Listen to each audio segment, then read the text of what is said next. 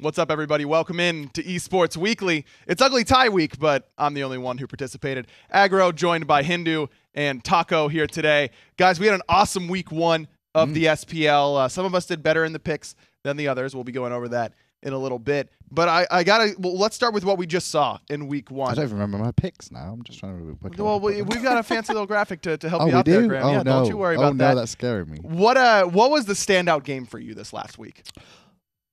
That's a rough one. I'd probably have to say the big one between Rival and Dig. Obviously, opening day, a very important set for both those two teams, specifically because they just played at the Masters LAN and then they got to face off against each other in the Pro League on the later patch. Yeah, fair enough. Taco? I was actually a pretty big fan of the Trifecta set. I think that was a really fun introduction towards this new roster. Yeah, that was fair. That's a fair point. I mean, Paul, now in the mid lane for Trifecta, he had an excellent debut, met Yankee in ADC, looked very comfortable there. For me, I think that it's not so much, it wasn't one game necessarily, but just one team that stood out to me, and that's Splice. I think that they clearly showed that this team house situation that they're in now, you know, Divio, Sino, and Cyclone Spin all playing on East Coast ping now.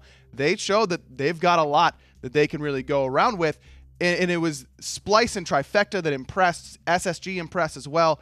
The one team that I'm a little bit worried about is Counter Logic Gaming. They have not looked as kind of dominant as I thought they would coming into the summer split. It's only week one, though, sure. So you can give them a bit of a benefit of the doubt of like, okay, everyone kind of scrims and has their own idea of what the meta is going to be, and until you see it in the Pro League, you're really not sure. I kind of understand what Aggro's getting at, though, because Counter Logic Gaming feels like a team that should be actively qualifying for the LANs, and I think there is a lot of name power behind this roster, but specifically, you're mostly looking towards some of the more experienced players like Hurry Win, like Homie Efe, and I know that we've seen a decent amount out of FineOK as well. He's kind of just been one of those up and on the rise players, I think, and I would have to feel the same sort of concerns because I do think we've seen very clear improvement from other teams such as Trifecta and Splice, and even though it is only week one, those were also teams that we were stating should keep an eye out for in the spring split. In fairness to the CLG thing, though, like, you know, the first split, they had a bit of a situation where they should have qualified, sure, but the competition in NA has increased overall there. Oh, yeah. Caused a couple of problems for them. I also do think in the last split, CLG got off to a good start because they recognized the meta. They even brought out the Vamana jungle, things like that, trying to experiment, but also push the boundaries. But then their direction fell off. They didn't, the meta didn't go in that direction, and they were kind of like in limbo for a little bit. And maybe they're still trying to find out what suits them with the meta changes. That's a good point. I'm excited to see what CLG is going to bring to the table during the rest of the summer split. On the European side of things, as Graham mentioned, we saw a great rematch between Rival and Dignitas. The circle continues among online play, and we'll see if it continues later on today, or later on this week if Rival versus Energy. Yeah, that is our first game today. Look, this is going to be awesome to watch in Europe. I think that SK, with their roster change, Half Devil looked like he belonged and did okay. Didn't really, set the world on fire by any stretch. But how about Obey Alliance? They look like they've made a great turnaround just in 1 week. All right, well, we see great turnaround, but look at how their end of split happened. I mean, and that's the thing you got to think about is Obey didn't have the greatest start to a spring split. They finished pretty strong, though, in the grand scheme of things. They stopped Energy going as they went through and progressed in spring. So coming into summer, you expect them to keep that charge going and then start to make a run towards the top. It'll definitely be difficult, though, because with Europe, I think there's always been at least 4 teams that we've kind of viewed as qualifiers for LAN potential. And with the Obey stepping it up, even if it is only for week one, if they continue to have those sort of repeat performances, that's going to make things even more of a clown fiesta, I think, in terms of trying to figure out which teams are actually going to be the ones qualifying. Yeah, I will say the last thing to add to that in the EU is that last split, I expected it would be a 4-horse race for the top 2 positions between Energy, Obey, Dig, and Rival. But this split is the split where it's going to be that way now. Like, we're looking at how Obey and Energy are both playing. I think that's the split we're looking for. Still think the other two, though, unfortunately, not going to be on the same par whatsoever. Yeah, not quite there yet for the rest of the teams in Europe. As you saw in the standing graphic there, Obey Alliance actually alone in first place, the only 1-0 team right now in Europe. We're actually going to get a chance to talk to the coach, Hazer, for the interview later on, so you get to hear his thoughts on how Obey has looked so far just through week one. How did we do through week one, though? That's the question on everyone's mind. These are our percentages for the predictions. That's Rick. That's not right. Oh, I'm Hindu man, dude. I'm free FP. Blah blah blah. I can always do it. All right, let's factor in Worlds and factor in Spring. I'm just talking week Spring 1 of Summer Masters, Split, Hindu. okay? That's all I'm talking Listen, about. I take 40%. a round to ramp up Taco, just like Obey, okay? nice work. Yeah, I mean, nice. keeping it simple. Yeah, that's free wins for us. Maybe try and do a little bit better this time, Graham. Troll a little bit less here in your predictions. Maybe that might help you out. And I can't raise help those it if percentages idiotic teams that should win lose. Let's get right that's into not my fault. our week 2 predictions. They have the better then. team. And as I mentioned, the first one on the schedule is going to be Rival versus Energy. That is our debut game here later on today after the SMITE console series. This is going to be incredible. Look, Rival has always beaten Energy online for at least last few years. For a while, yeah. Energy has always beaten Dignitas online. Dignitas has always beaten Rival online. So that trend has continued thus far. Will it continue here today? I think so. Even though the matchup against Obey was really interesting from Energy that we saw last week, like how Energy played, I still think Rival win this. I'm going to give it to Rival because I was uncertain, and the times where I have been uncertain about a team, particularly the ones that Rival ends up playing, Rival usually wins in those circumstances. So I think Rival are just number 1. That's the big key. I think Rival are just number 1 in Europe right now, and they should relatively. It's pretty easy to put your money on Rival to win their set. It's a safer option. Even though I'm at 40%, that's what I'm still saying. I think that's fair to say. I mean, there's a lot of talent on both sides. Agreed. And it is a volatile matchup, as Taco was kind of alluding to. But I'm with you guys. I'm just siding on the side of history here. Rival has historically beaten Energy online. How weird is it for us to be saying that about 2-time world champions Energy with like how they played for 2 years, and now we're like, yeah, Rav's gonna beat. We're 3-0, all for Rival here, and it wouldn't surprise me if Energy won, but I will not pick Energy to beat Rival online until they actually do it. From now until they do it, I'm picking Rival. You can pencil those in for the rest of the year. Well, that's exactly how I am for this split. It's like, just pick Rival. I'm pretty sure they'll be the number 1 team in Europe with how they performed in the Worlds and then Spring. You can't go wrong. Yeah. Aggro seems a little bit too certain about this now, which is making me second guess myself because of the whole caster's curse aspect. That's Look, true. Taco, you and I are sitting on top right now. 60% is not that much better than 40. It is 20% better, and that's a pretty big amount. Next better. game today is going to be E-United versus Counterlogic Gaming. 2 teams that had really, really close matches for the most part during the spring split, but E-United did end up on top in each of those during the spring split. CLG, we were just talking about, they haven't really found their footing quite yet since they stumbled towards the beginning of the spring split. What do you think we'll see out of CLG today? I don't think they can do it. I think E-United are going to do this. Probably 2-1 if we're lucky. CLG have just got to find a footing, and I think against E-United they're going to find a stumbling block. Taco? I think it could very well go to all 3 games, but I do expect E-United to take this one simply because CLG have seemed a bit shaky, and E-United, while they haven't had the most clean gameplay either, I still think that they're formed well enough to close out the set. Yeah, that's fair. I've got E-United here as well, but my brain really wanted me to take CLG. Same. And I did say it. I just couldn't quite do it, but I really am a big believer in that CLG squad. I think they will turn it around. I just don't know that today is that day necessarily up against the United. All right, let's move on to Tuesday. That's our European days. First game on Tuesday, that's going to be Dignitas versus Mouse Sports. Mouse looked a little bit better during their game against SK. They looked like they've made some advancements. Big Man Tings continues to impress me in the mid lane. But it's Dignitas. But it's Dignitas. I mean, is it that simple, Taco, that it's just like, it's Dig, good luck? I think that in this circumstance, yes, it is as simple as Dignitas, good luck. Like, we hope to see a all 3 game set between Mouse and Dig, and would an upset be insane to watch? Sure, but the likelihood of that is not very high. I think the biggest problem with Mouse right now is their team fight's actually really strong.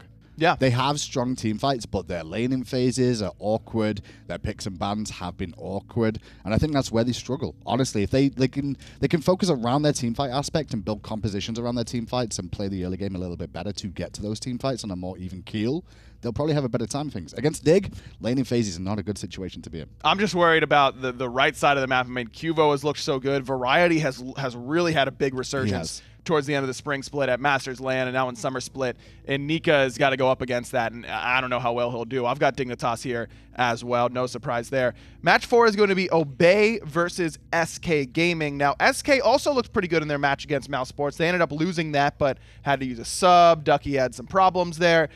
I think SK looked a little bit better, but so did Obey. I think Obey really has started to right the ship. I'm not ready to put them in top 2 quite yet, but I'm not ready to pick them to lose against SK here either. What about you? I think that Obey have a slight edge, only in terms of the fact that with SK, they have just brought in Half Devil, but for Obey, they have constantly had Raffer, and they've had the whole split to develop throughout the springtime. Half Devil's still a little bit new to things, still trying to get it all together, and so I think that that's going to give a decent enough advantage towards Obey for them to take this set. Only a slight edge. I mean, that's the big key in my eyes. Is like you said, only a slight edge. No, it's Obey versus SK. This SK roster, yeah, they're getting better. Cool. They've still got a new support player. It's going to take them time. This split is them, once again, grinding up to try and be something for fall. Now, I know I said I've got Obey here, but at the same time, I mean, SK gave Obey really tough games every time they played them. Still during lost the to Mouse. split. And yeah, we can talk about Ducky not being available for that game, and they had to use Lloydie instead. Lloydie, great play, by the way. Outside of that, there's nothing much. Like, it's Obey all the way. I don't know. I don't know that it'll be easy. I think that this is just a team that Obey seems to have trouble with. Like, I could see Obey starting to beat the big boys and still struggling with SK. It might just be a play style thing that they might have some trouble with. Yeah. So I do think SK has got a pretty good shot in that game. Let's move on to Wednesday. That'll be SSG versus Luminosity to start us off for the North American SPL on Wednesday. Luminosity got a lot of hype during the spring split, got off to a great start, kind of stumbled a little bit towards the end. Do you think they can regain some momentum here against Space Station? For me, mid of the pack, LG is middle of the pack, pushing towards to get to the top end. That's kind of how they always feel to me. Against SSG, it's a really good litmus test for them to see how they're doing on trying to get there. It should go 3 games. I think this will go 3 games, but I do think SSG take it. I think SSG take it, but Luminosity are bound to take off at least one match from them. So I feel like same they page could be. LG could be really party poopers this split for the top teams. That's kind of how I look at it. It's like they're on that edge. It's kind of like how Obey were in spring, where it's like, well, we get to make sure somebody doesn't go with us. They picked Energy that time. I think LG could be that team that could do that this split. Fair enough. I've got Space Station as well. Space Station just looking a little bit too strong. I do think that I'm with you guys. Luminosity could certainly put up a fight. And Space Station does always seem to have 1 or 2 sets of split where they don't really step up to their own level. They fall a little bit flat. And against a team like Luminosity, who could force you to come out a little bit flat, I think they could give them some trouble. But we're all on Space Station. Have we disagreed on a pick yet? No. Anybody? Not a single one. Maybe this one. This one, I think we will. I have a feeling we're going to go the same, even though we all think it's going to be different. All right, we'll see. Trifecta versus Splice. Splice has looked very good so far in the summer split because, in my mind, how this team living together, working together, kind of getting that extra synergy. Trifecta makes the roster changes. They're starting to look pretty good as well. They had a good performance against CLG. I'm going to go last here. I'm going to wait it out. What special? Well, go ahead, Taco. I'll let you go first on this pick. I threw it towards Splice. I think that Splice was a team I was certainly keeping an eye out for the spring split, considering that they constantly drove teams to that third game. I just had to give them the benefit of the doubt here up against Trifecta, and I think that the Trifecta team looked great against CLG, but there were still some inconsistencies that I think that Splice have figured out well enough for their team to not really encounter the same sort of issues. I'm going Splice as well, because the reason for this is I think Trifecta have made a roster change in the mid lane. Very important there, as well as Splice have this boon of now being in a gaming house together for a little while. Having that synergy, working together, West Coast players now playing on the East Coast, we factor that in, and that did show. It actually did prove a point when we saw them play in the last game. So I'm like, okay, I'm going Splice here. Well, it's time for us to deviate a little bit. I've got Trifecta. You still going Trifecta? Oh, okay. Look, I've been huge on Splice since moving into this team house. I do think that they've got a ton of potential. But Trifecta impressed me. Paul impressed me. And Best is a guy who likes to play it a little bit more conservative in the mid lane. I think Trifecta will not let him. Best has also been prone to make some serious mistakes so far during his time back in the SPL here in Season 5. I think Trifecta can exploit that. Look, Mask is playing at an incredible level in the jungle, and I think that he is really doing a lot for that Trifecta team. I think the problem is, though, is that Splice is a very aggressive team in the roles that Paul has to deal with on a day-to-day basis in that phase. And Paul wanting to play aggressive against the likes of Aurora, Best, and then obviously in the jungle they're going to have some issues with Sino. That's not going to be the easiest thing in the world in my eyes. That's why I've got Splice. Trifecta feel like the team that might have a stronger laning phase, but I wouldn't necessarily transition their laning towards the team fighting aspect because Splice's team fight, you don't really know when it's going to happen or how it's going to shape up because of the fact that you have players such as Aurora on that Splice roster who will initiate at the most awkward times possible. Yeah, Splice is one of the only rosters I can look at and go, everyone on that team could get a penta kill at any given moment. Even Aurora, I'm just like, that team could get a penta kill. Cyclone nearly did last week. Look at the roles. Cyclone, Devios, those Sinosure, you're not going to name any of those players and go, yeah, might not get a pentakill in this fight. They really could. Yeah, they really could. In Cyclone Spin versus Matt Yankee, I think is going to be an awesome matchup to watch there. A couple hunters, newer to the role, how they're going to do against one another. All right, next up is Rival versus SK. This will be on Thursday. Rival. I'm guessing here. Okay, yeah? we're good. good. We're good. Yeah, everyone. Oh, I had to speak there. No, I didn't. I mean, I was trying to make it so that you didn't. Okay, great. Dignitas versus Obey will be the next game on Thursday. This one, I think, is going to be a real, really good test for Obey. How far have they come? Really? These are the two European sets. We've got Rival Energies today, and then on that Thursday, that's going to be a big one. Dig versus Obey is absolutely huge. To really see how Obey have progressed from Spring and how well they can do against the former, well, when I say former, I mean they've been the #1 looked up to team, Dig, even through Worlds where they didn't even make it because of how well they played online. I don't know. This one's going to be super close. I went out on a limb with this one, and I actually went for Obey here, as opposed to Dignitas, and only because of the fact that they've had this weird triangle going on where it's been, Rival will lose to Dignitas, and we all know the whole shebang. But I think that this could be where Obey plays spoiler to Dignitas, and not only that, but I think this is where Obey really establishes themselves as that top 3 team that we were all expecting to get back in the spring split. That would be really fun to watch, and I think that they've got a real chance to do it. I've still got Dignitas here, but I do think that if Obey commits, if there's a team that can take advantage of a healer meta, I think it's Obey, right? Because you've got Pretty Prime in the mid lane who can play anything under the sun. You've got Xaylia in the solo lane who wants to play healers all the time, whether or not they're considered good or not. I think that if Obey embraces that and maybe just throws Dig for a little bit of a loop. That being said, Dig should be ready for healers. I'm not worried about point, that, right? Yeah, exactly. And that's why I'm not worried about it, because Xaylia, Cuvo knows Xaylia. They've been on the same team together for quite a considerable amount of time too. Not only with that, you've also got variety in lane against Xaylia. He's going to get bullied if he goes for those sustainers, and I think that's where we need to watch out for that and maybe not go for that healing idea in the solo lane, because I think you could see Dignitas look to exploit that. Maybe. We'll have to wait and see. I'm really excited for that matchup. Next up on Friday, it'll be E United versus Splice. This one as well, a great test for Splice. Personally, I couldn't quite give it to him. I still think I've got E United here, but it's good. I think it'll be close. Listen, I've got him beating Trifecta, sure, but I'm not going crazy and giving him the E United victory here. No, you can't do that. E United definitely my favorites to win this. With how Splice have played, though, probably a 2-1, because they always at least get to a game 3, it feels like. I'm still not completely sold in either direction. Yeah, I didn't feel good about this pick. I'll say that. It was one of those team games where, I just threw out the pick and I didn't look back on it because I was that uncertain about who would actually be able to take it over the other here. It's super close. The mid lane is one matchup I think you really got to watch. What have you guys best? I already said I've got E United. Have you got E United, Taco? Did you go Splice? Only time will tell. The time is now. Well, the time is now. You're going to say it now what do so you we can get your prediction. I'm pretty sure I went Splice. Wow. Why do you not remember? You told production what you were going and now you forgot. She totally doesn't remember. Wow, we're going to throw her under the bus here. Anyway. That's fair enough. Taco picked! Splice! Nice pick, Taco. Trying to act like I don't remember what I said. Okay, yeah. You had a 50-50 shot and got a little bit lucky. It felt a lot like when I was picking it. It was a 50-50 shot. It's Monday morning. I've got to do a drug test with that pick.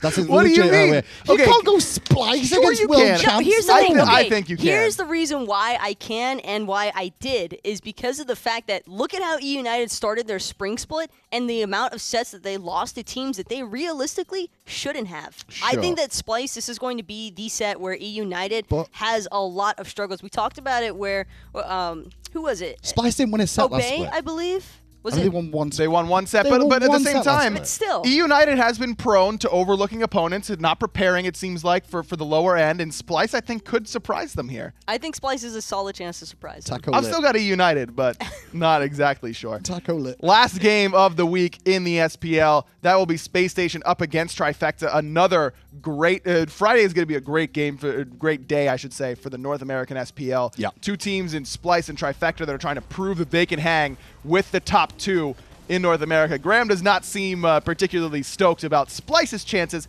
How about Trifecta's? So really what you can say with this one, and this is kind of where the fans at home get an advantage, because I've got to do my picks now. Now, if I could have a choice, I'd choose this after watching Trifecta Splice. Right. Because if Trifecta do well against Splice, you've got a good understanding of like how well they could do against SSG. If you've got Splice beating Trifecta, you have to have SSG beating Trifecta on paper. But if you're wrong about the first one, then that's when you can go to Trifecta and go, okay, maybe they can take on SSG and find the wins. I really think that this could be a trouble game for Space Station because just like I was saying about E United, there are times where Space Station, I don't know if it's overlooking or not respecting, whatever it is. I doubt it's that, but they don't seem to come out strong against some of the lower end competition. And if they aren't ready for a Trifecta, I feel like Trifecta, anytime you're in the middle or lower end of the league and you're playing one of the top dogs, you're preparing super hard. You're really into it. You've got to find that victory. And if Space Station doesn't match that intensity of Trifecta, I think they could end up losing here. I agree. This is Paul versus Baskin in my mind, because Baskin, I think we all know that he has a tendency to play a little bit more aggressive. We know for a fact that Paul loves playing aggressive, so I think that Baskin could be a little prone here to getting baited against that aggressiveness by Paul, because Baskin probably just wants to establish himself as like the alpha male of the mid lane. Yes. And so if that's the case, then I could very easily see Mass looking to focus solely on that mid lane and possibly even build up a decent enough lead for Trifecta to topple Space Station. Dream is Paul solos Baskin. Maybe. I mean, then look, the world explodes. Then the world explodes. Great. I've got Space Station, but that's a great point, I think, Taco. Baskin was Superman through the spring split. Yeah. Who will be his kryptonite? Maybe it's Paul. We know it's Meerkat, but that's only in the ranked scene. Like, will Paul be able to bring that into the SPL is the real question.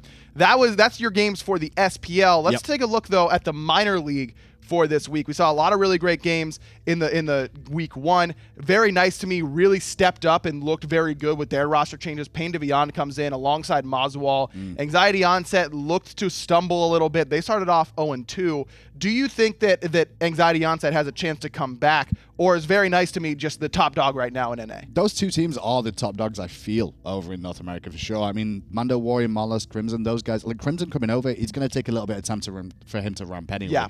These roster changes, Anxiety Onset lost a couple of members to Very Nice to me and to the Pro League. So then there's going to be differences going on here between these two rosters. Very Nice to me looks great on paper. Anxiety Onset will have a lot of drive to try and get back up there. I can feel it. I think Anxiety Onset's a team that you look out for in the fall area, but right now, Very Nice to me, it just has a clear advantage over the other teams in the minor league. And I say that because you're looking at a roster that has so much actual SPL experience, and on top of that, just knowledge of the general scene, because they've been in the game community for quite some time here. And I think bringing back Moswall is the main thing I'm the most excited for. I think Moswall is still a player that should probably be playing in the SPL level. I do think that Moswall is SPL level talent still. On what team? That's the problem. That's the problem. There's only 6 teams now, but certainly has impressed so far. Insignum on the other side for Europe, they've looked pretty solid, continue to be the top dog in Europe. I don't think anyone is unseating Insignum anytime soon. No, I actually think who the best goes to that roster has actually helped him a little bit more, because he's got a little bit of the most recent Pro League play and then coming down there. But it's also great for who the best and Death Panther and Lasbra. I think those three are going to be the real backbone of Insignum and driving forward. Yeah, I'm excited to see what the rest of Europe will kind of bring against Insignum, because someone's got to try and unseat them. Good luck with that. That does it for our minor league little recap. Let's throw it over to F. Dot as he goes over your top plays and the top fail from week one. Thanks a lot, bud. That's me. It's my turn. We're gonna get into the more fun stuff. We had Caster One and all them do the the nitty gritty in their predictions. I just get to chill and watch good Smite. So that's exactly what we're gonna do. We had 3 top plays coming out of here, and the top one went to my man, the Spicy BMT. This one looks kind of easy, because it was. Nobody's zoning, so that means it's all up to Mr. Thoth guy over here to just cook up his zone. And here he is. Boom! Fire Giant belongs to me now. That's it. Just fired the ultimate because no one was there to the zone. But he got Fire Giant. So good for him, right? 10 points to that guy. This one a little bit more interactive. Here we get to see Cyclone Spin just kind of play Hunter. And what I liked about this one here was, so he gets that kill and sure, it's the last hit, but this is what a Hunter does in the thick of things. Look how he's got his back against the wall. Camera angles are just nutty. And he's just sitting here just firing shots. All 3 of those kills come in the middle of the team fight. Love how he holds his own and just kind of trusts his team to do things around him, and then finishes things off with the hot quadra kill. Certainly a good look there at the end of things, but I got a special place in my heart for the junglers, and Homie Efe coming through here for number 1. And I really enjoy this play because I think it's a beginning, middle, and end. So he gets a kill almost haphazardly, teleporting himself into the team fight. Then perfect wall to block off the Mercury, doing the nitty-gritty, and there he just finishes some player off before he's on his way. I think there's a couple of people out there that might say that Cyclone gets number 1, but I liked the Mercury shut off. I thought that was really, really, really fun. Those are the good things. Let's get to the bad things. Honestly, the bad thing wasn't so bad. I actually liked this one. This one coming out from our global series. My man P-Bay in the support position playing that Achilles. And he wasn't, I was going to go with chillin', but it didn't really work out. Look, this man gets a quadra kill from that support position. Check this one out. Just bang. And that's what he's going to do the whole time. His team's doing the dirty work. His team's doing the damage. He's setting players up and winding up with the execute. This is why you pick support Achilles. Look at that. Quadra kill. Here he comes. Ready for number 5. He missed. His buddy picks up number 5, so the quadra kill doesn't go there. One more time, just want to reenact, show you guys how wrong Hindu Man was. That's why we flashed that one up there. But just bringing it back to it. Hey, not yet, Finch. But just bringing it back to it. Shout outs to P-Bay. That was a lot of fun. And again, that's why you pick support Achilles. That right there. But we got to jock him a little bit for missing on the pentakill. His team goes ahead and wins the game after that one. That was a lot of fun. Anyway, the other day, I was wearing the same exact outfit, but I got a chance to sit down with Hazer and talk Smite. Let's listen to what the Obey coach had to say. Hey, what's good, Hazer? F-Dot here. It's been a while, man. So before we get into the nitty-gritty, just straight up, how you been, bud? Yeah, I've been great. Been working hard, scrimming, getting ready to face the season. Obviously had our first game already, did pretty well. So yeah, just continue to work hard and having a good time doing Smite and nothing else. I saw you kind of took a break in between the splits. You went on vacation. Was that important to like kind of reset your mind for the summer? Yeah, I think it was an especially big thing for me because for the last 2 years, I don't know if everybody knows this, but I was working 2 jobs and all of my holidays from my real job as a software developer were used on going to Smite land. So I haven't really had a break in nearly 2 years. So I decided to just take a little bit of time off, go and travel a bit, visit some friends, and yeah, I came back feeling, really a lot more relaxed, a lot more recharged, and a lot happier after traveling like that. So yeah, it's definitely been a good thing for me. Yeah, that's a big deal. As a coach, you've got to have the clear mindset. And talking about you just mentioned how hard you used to work, 2 jobs on top of the Smite thing, which I don't know if the fans understand how much Smite is a full-time job when you're a professional player or coach. But recently, you've made a life change. You've really embraced the Smite thing, haven't you? Yeah. So I left my job as a software developer just because I was doing too much. In all honesty, it was, I would get out for work at 8, get home from work at 6, scrims from 6 till 9:30, and then have a couple hours to myself before I needed to go to sleep so I could be capable of working the next day, which is a bit rough. Trying to fit streams in there for a while was a little bit difficult. And I thank everybody who watched the stream for being really patient with me because I was streaming like once a month probably, which isn't what you want. But yeah, I decided to leave that behind and go in with the new changes to the Smite format, with the salaries being a bit more consistent over the year. I felt like I could make that change and be comfortable, still be able to pay my rent and stuff like that, which is nice. So yeah, that's the change I made, and so far it's been a really positive one for me. Awesome. I think it's been positive for the team as well. Unfortunately, you guys didn't make the LAN. You guys came very close to making the LAN. Did that affect the mentality of the squad at all? Obviously it did, but what can you say about it? So we were pretty the first half of the season especially, we were pretty unhappy with our performance. We were talking about it.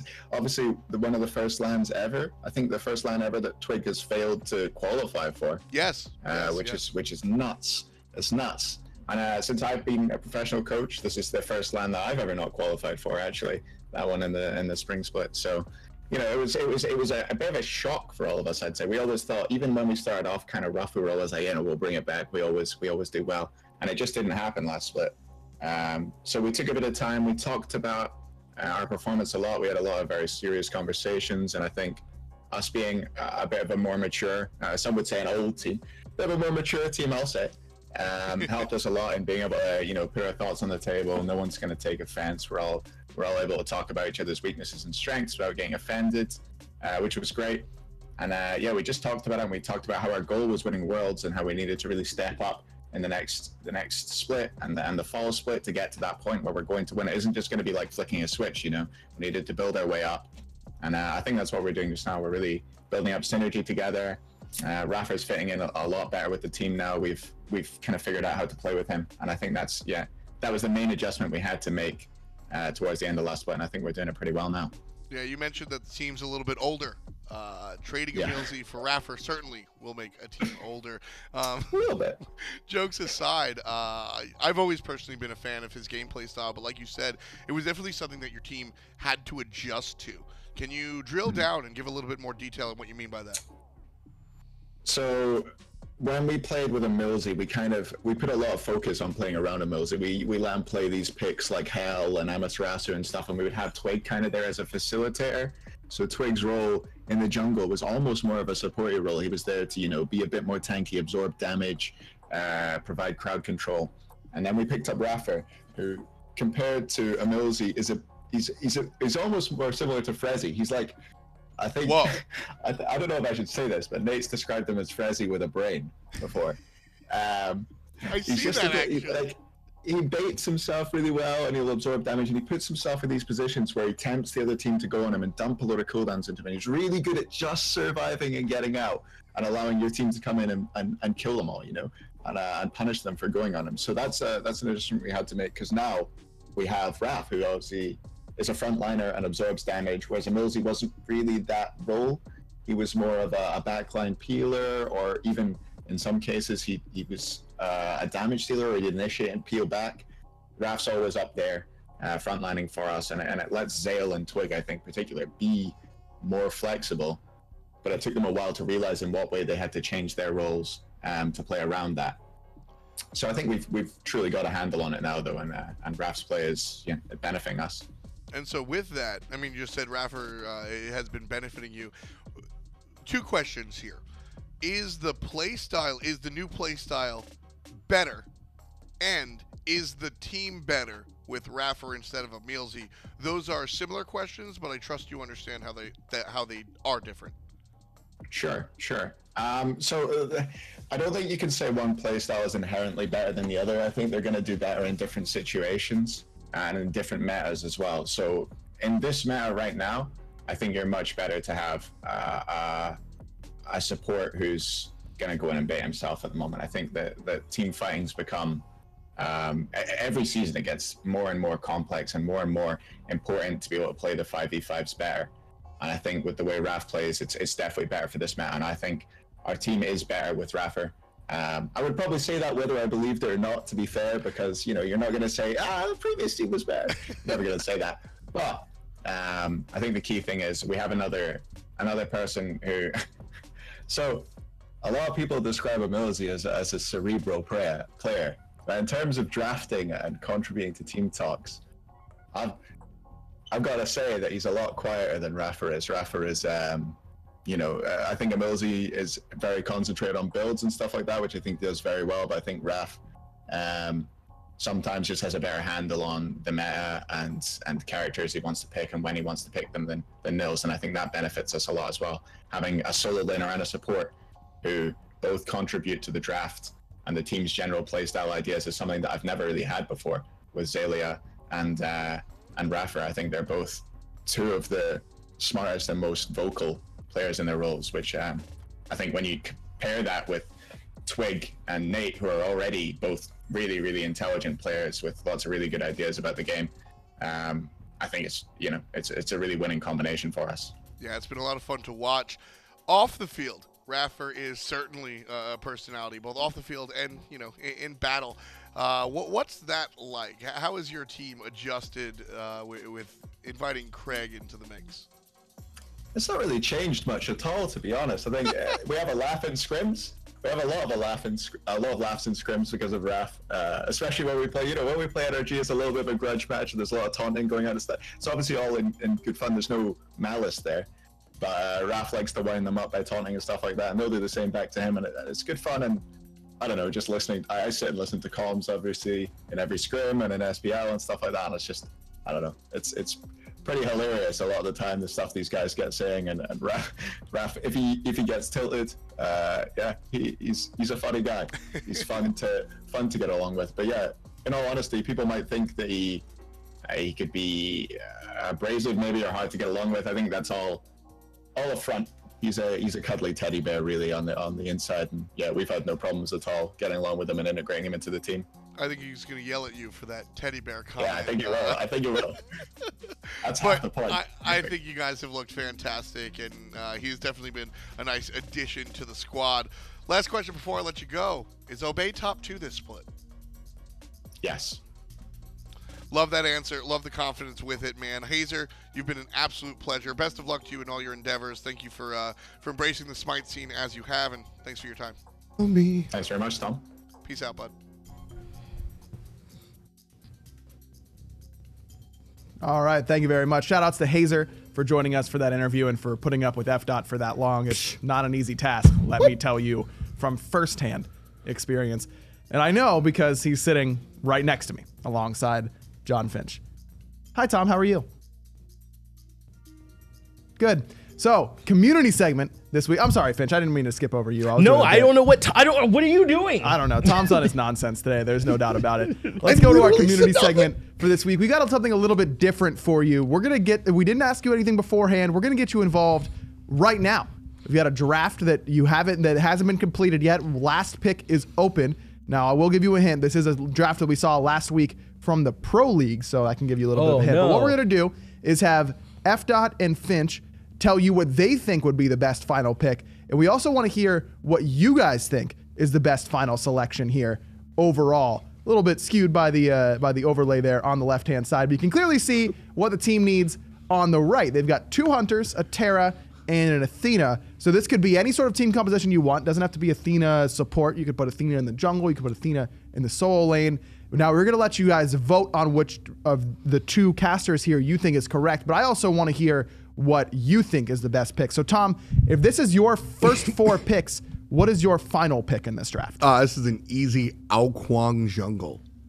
Ao Kuang, huh? Yes. Does give you some more magical damage. You've got the double hunter, usually pretty good with the global presence.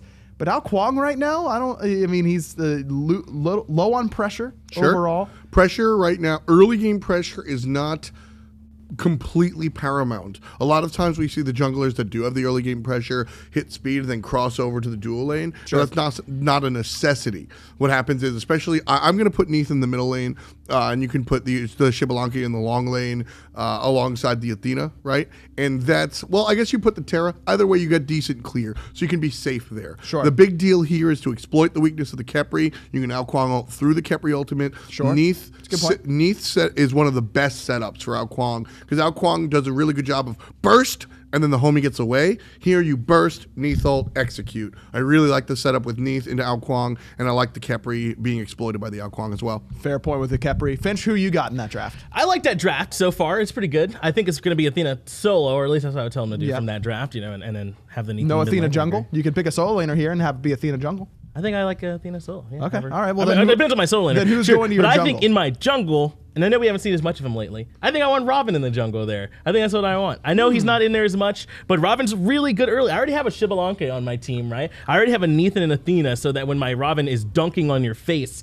there's also more things dunking on your face. I think it's just overall good. Are you not worried about having 3 physical damage dealers? I have Athena solo, dude. You ever gotten hit by Defender of Olympus? Yeah, but you're not building dedicated magical defense against Athena. That's exactly right. And now Athena can dunk on you. And that's that one big burst of magical damage. damage, but it's not that you're not getting a whole lot of follow-up off of that. I'm less concerned about the magical damage and more concerned about the lack of AoE damage. Now, I know Ao Kuang is obviously more single target, but he's burst single target, right? Where he's going to burst you down. Have you ever been in a jungle with a Robin?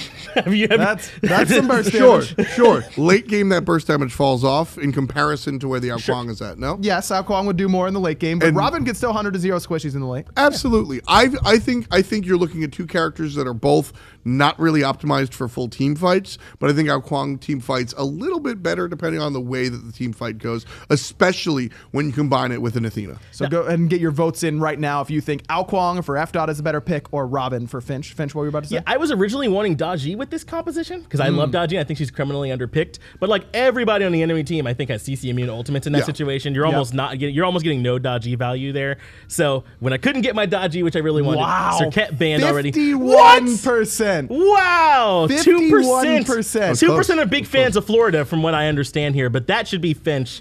That should be going my way. FDOT being Florida Department of Transportation is the joke there. If you guys weren't clued in, just use I am shocked exclamation though. Point, who is FDOT? I am shocked though that neither of you got the actual pick. This was Rival versus Dignitas week 1. Right. The actual pick was Hebo. Yes, I remember the actual pick. So why didn't you just say Hebo? Because I think that Ao Kuang is the better pick versus the You're the Hebo lover. You're like the number one Hebo fanboy. Yeah, but I'm an You think Ao Kuang is the better pick there? Even I think Hebo is the better pick. It gives you better early game pressure. You've already got Double Hunter for late game. You've got global pressure already. Hebo is just a better team fighter than Ao Kuang. Yes, as you mentioned, that is the weakness of that composition. Yes. Hebo does everything Ao Kuang does in the late game, but with a better early game team fight. So I think Hebo is the best pick. I like Hebo there too. I like negating the Khepri ultimate. I think Hebo and Poseidon are both nice jungle picks that are the magical damage that will do what you want them to do. I think Hebo, Ao Kuang, and Poseidon jungle, all jokes aside, serious face now, I think those three are the picks right there. All three bring you the magical damage, which I don't think is the biggest deal in the world, but if you can fix it, you can. Hebo and Poseidon bring the early game pressure and can do it and bring the burst. And I think Poseidon is actually the best team fighter out of all three. Yes. But I'm erring on the, like, if Poseidon is the team fighter, Hebo's pretty decent, Ao Kuang's the least team fight prowess, but that Khepri ultimate can be, you can lose a game off of a strong Khepri ultimate, and you've got power, but if that Khepri ultimate does the right thing, you just effing lose. So I really, really lean on that execute versus the Khepri. I think that's very powerful. Fair point. All right, let's move on to the meta discussion. Overall, healing has been the talk of the town for the first week of the summer split. It started happening at Masters Land and kind of evolved from there. Now we're seeing the Guan Yus, the Aphrodites, even a lot of Chang'e solo. Yeah. So my question to you guys is, how do you play around the healer meta? What do you expect teams to be doing? What is bad against healers? What are we going to see develop in the Pro League? Well, I think we saw Double Healer lose like maybe once or twice, and the one time it lost, it was like 23 minutes, if not sooner, like 21 minutes. You just got to get up in their face early, so you need to be drafting high pressure, recognize they're going for Double Healers early. Obviously, then you want some anti-heal and some anti-heal gods. Like if you can get Odin, then you want Odin, right? But if not, the idea is to stop them before they get to the point where they're sustaining through the fights by blowing them up. So I would just draft pressure everywhere. You aren't worried about, with Aphrodite specifically, if you're drafting pressure usually via burst damage in the early game. Sure. Afro ult negates or mobility, that. yes. Yeah, is that a problem, Tom? So I'm glad you brought up Afro because I think that there are, we accidentally wound up at this healer meta, if you will. When Aphrodite was being picked often, I maintained that it was less about the healing and more about the burst damage, and I maintained that thought process. I maintained that viewpoint because she only heals one individual. Finch can do his thing. She heals one individual and she's got the ultimate, but it's really about back off damage combined with Soul Reaver, right? That's really what she does. Do I need to read the Undying Love tooltip to you? Do I need to explain what that ability does? Do I need to tell you what you can heal and you can switch in time to heal someone else? It doesn't have to be one. Aphrodite's very good as a healer and to survive big burst damage. This is a ridiculous argument you're in. She also does good damage. Yes, her healing scales at 90%. It's like absurdly good. Yeah, it's really good. This is a ludicrous argument you're taking here. Just saying, Tom. Please continue. I'm sorry. Pick up the pieces of your life. Aphrodite traditionally does well when she's healing like a hyper carry. If you pair her up with like a Kali or a Nemesis or a late game hunter like a Shibalanke, that's where her healing side is going to come out. But when you pair her up with an assassin, that's where her damage side comes out. And that's what we saw at first. Now, then we saw the Ra pickup, and again, less about the healing, more about just a loose cannon on the ultimate and the fact that the first ability is also very silly. But after those being picked repeatedly, then people started to fall back on the true meaning of those characters, which was the healing that brought us to the healing meta, and that's how we got here, almost accidentally. When you're dealing with an Aphrodite specifically, if she's the only healer on the battlefield, I'm with Finch. Just go with the burst damage. Who really cares? She's gonna ultimate once, and that'll negate one nonsense. Don't crack it into it. It's really that simple. Fight around it and then kill her. Now, if it's a whole team composition, that's where you got to itemize and draft differently. One word answer here. Is the healing meta a fad, or is it the best possible comp right now? So it's tough to give me one word. Yeah, fad or no fad? Fad from both of our analysts here on the casual set. Thank you guys for joining us here for the community segment. Next up, every week, our resident meme master Joe gets his hands on some sort of video. Take a look at this week's.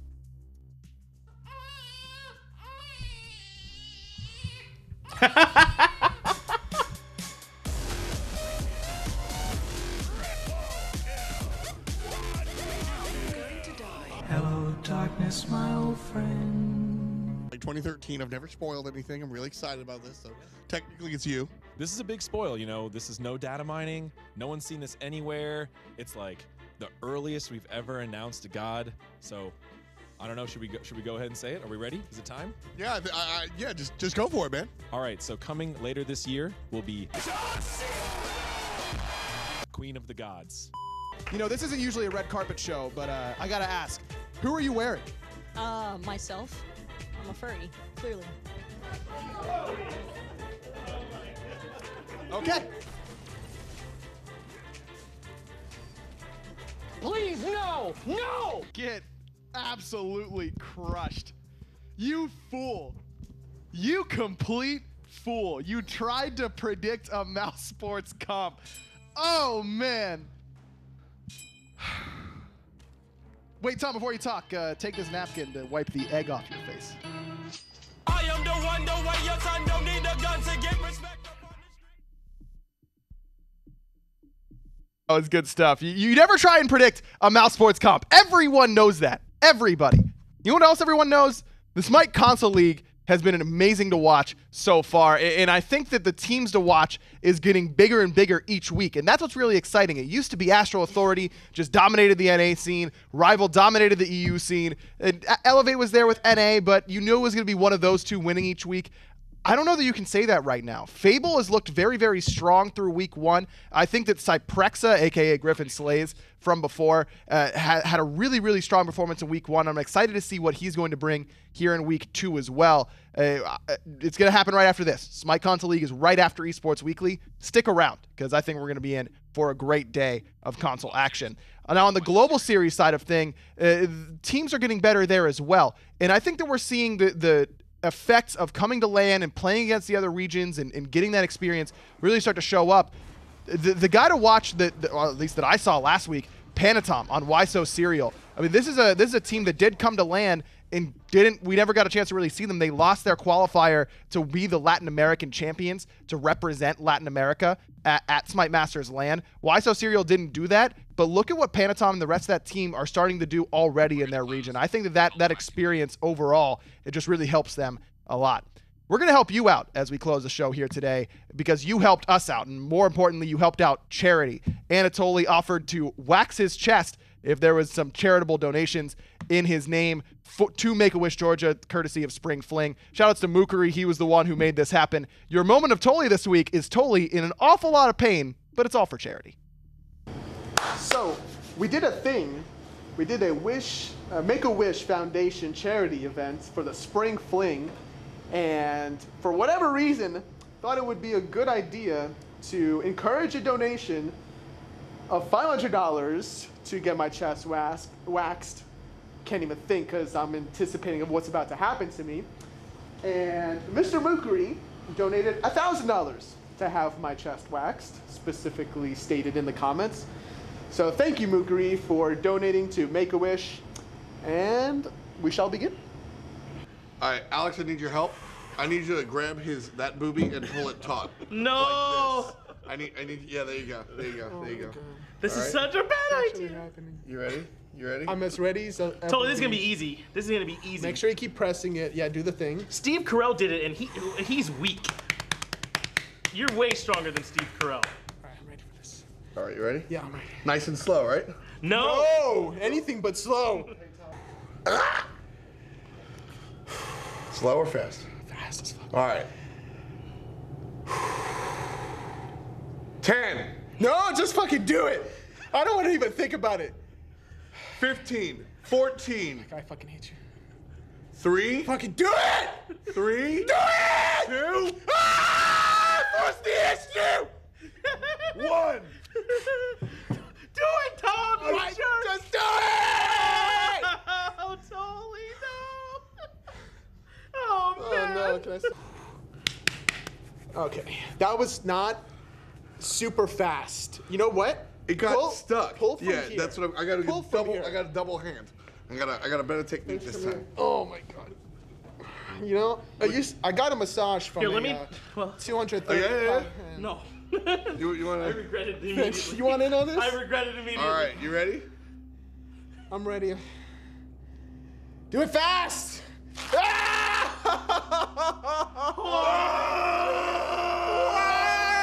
Why are you so bad at this? Why are you so bad at this? Oh my god. Oh, the pain is so genuine. This is not fake in any way. Please. You madman, stop. He's done enough. One more. He's done enough. He's done enough. Okay. Alright. You want the cross section, Yeah, now, right? at least There's one no more across. need. One more across. I'm just putting this out there. This is Toli's request. I did ask you, and I did ask for a donation. There we go. Okay. There we go. All right. Okay. If For you best fuck this results, up- hair should be between 2 to 5 millimeters long. For bikini and underarms, that's you, Toli. Oh my god. Cut the strip to the required size or try. Give me your hand. Give me your hand, Finch. You gotta give me this like lift. No, give me this lift with your arm down. Oh, like this? Yeah, like yeah. You go. Okay. There you go. All right, you ready? I'm not even looking. You ready? 5, 4, 3. Ah, go on, you is good. Toli, you've done enough. Got him. Tom, you crazy person. Yes, Toli. For the kids, give me your hand. I'm with you. Toli, count down from 3. Toli, easy street, man. It's easy. Count down from 3, Toli. Raz, dva. This is like getting to play Anubis solo. It's that